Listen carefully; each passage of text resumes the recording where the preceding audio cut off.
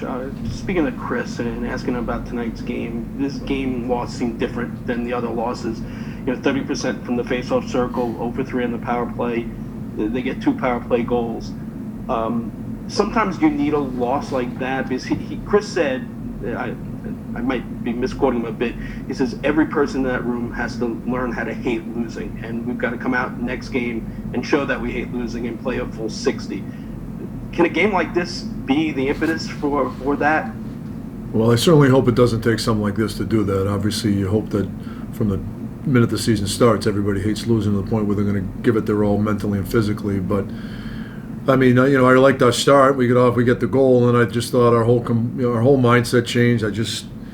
It's really frustrating because I thought we were doing some good things. We get up 1-0, and the whole plays and the cross ice passes crept in again, and forcing plays and turnovers inside the offensive blue line. They get the power play goal.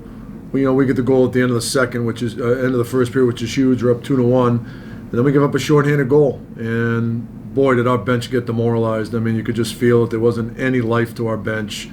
We were lucky to get out of that period only down by 1. And obviously, we had more life in the third. We had some chances in the third, but you can't. You're not going to win games like that, and we better cure this in a hurry. Next question comes from Colin Stevenson with Newsday. Colin, go ahead.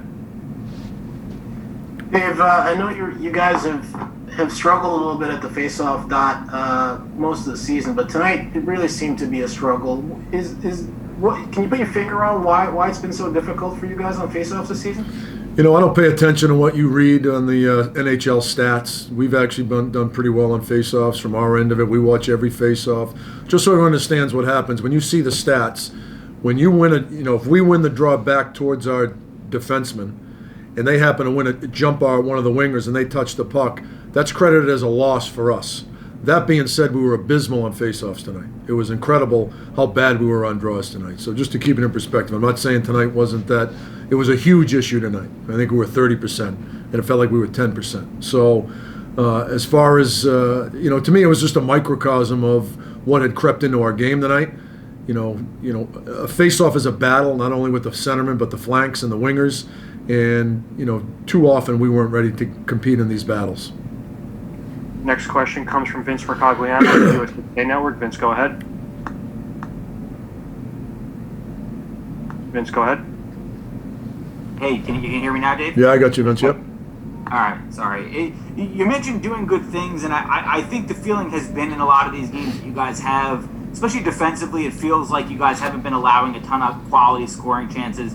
But this game, like you mentioned, falling flat after that breakaway goal, it did feel less competitive than the last couple. Is that accurate? Did you feel that way? 100%. 100%. It was real disappointing because I thought, for the last 4 nights, we were skating and competing for the most part for 60 minutes. And that's why, as we all had talked about, not only, inside the walls of our locker room, but, in general, if you watch our team, you felt, okay, we're going to win games. We're doing the things we need to do, and tonight certainly was not the case.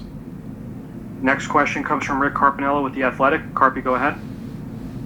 I know this is probably an obvious question, but are you just not getting enough from your top 6?